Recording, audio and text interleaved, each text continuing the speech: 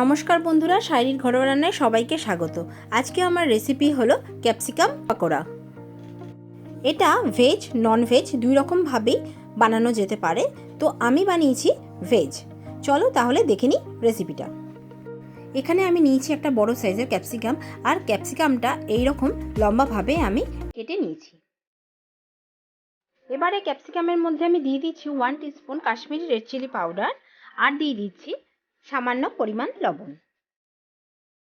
এবারে এই দুটো ইনগ্রেডিয়েন্টস ক্যাপসিকামের সাথে ভালো করে মাখিয়ে নিচ্ছি। 2 থেকে 3 মিনিটের জন্য আমি এটা মেখে রেখে দেব। এবারে ব্যাটার তৈরি করার জন্য এখানে আমি নিয়ে নিলাম 4 টেবিলস্পুন বেসন, আর ময়দা নিয়ে নিচ্ছি 2 টেবিলস্পুন।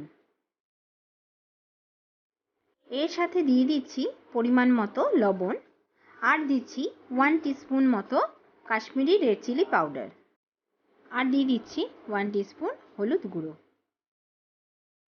আর এর মধ্যে দিয়ে দিচ্ছি 1 টিস্পুনের থেকে একটু কম আজওয়ান।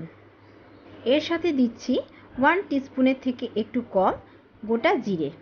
এবারে এই সব উপকরণগুলো ভালো করে মিশিয়ে নিচ্ছি। তারপর এর মধ্যে দিয়ে দিচ্ছি পরিমাণ মতো জল দিয়ে ব্যাটারটা আমি রেডি করে নিচ্ছি। খেয়াল রাখতে হবে ব্যাটারটা যেন পাতলা না হয়ে যায়, আবার খুব বেশি যেন ভারী না হয়ে যায়। ব্যাটারটা কিন্তু এবার রেডি হয়ে গেছে। এখন একটা প্যানের মধ্যে আমি পর্যাপ্ত পরিমাণে তেল নিয়ে নিচ্ছি। তেলটাও বেশ ভালো মতো গরম হয়ে গেছে। এখন ক্যাপসিকামের একটা করে টুকরো নিয়ে ব্যাটারের মধ্যে ভালো করে ডুবিয়ে নিয়ে গরম তেলের মধ্যে এক এক করে দিয়ে দিতে হবে।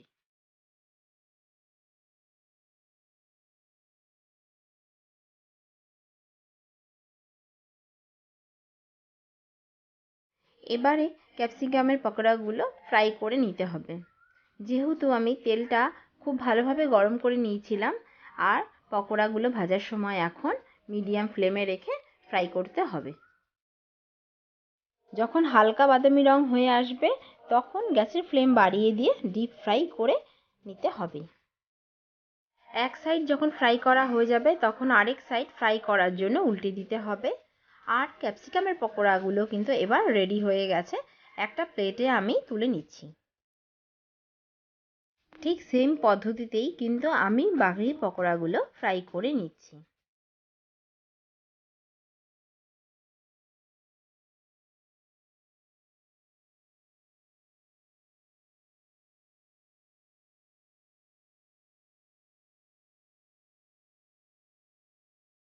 বাকি পকোড়াগুলোও কিন্তু ফ্রাই করা হয়ে গেছে।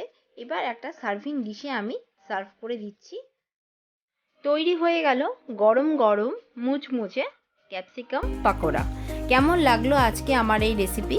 যদি তোমাদের ভালো লেগে থাকে তাহলে অবশ্যই লাইক করো, আর আমার এই রেসিপিটা সকল বন্ধুদের সাথে, পরিবারের আত্মীয় স্বজনদের সাথে শেয়ার করতে একদমই ভুলো না। আবার চলে আসবো আমি নতুন আরেকটা রেসিপি নিয়ে।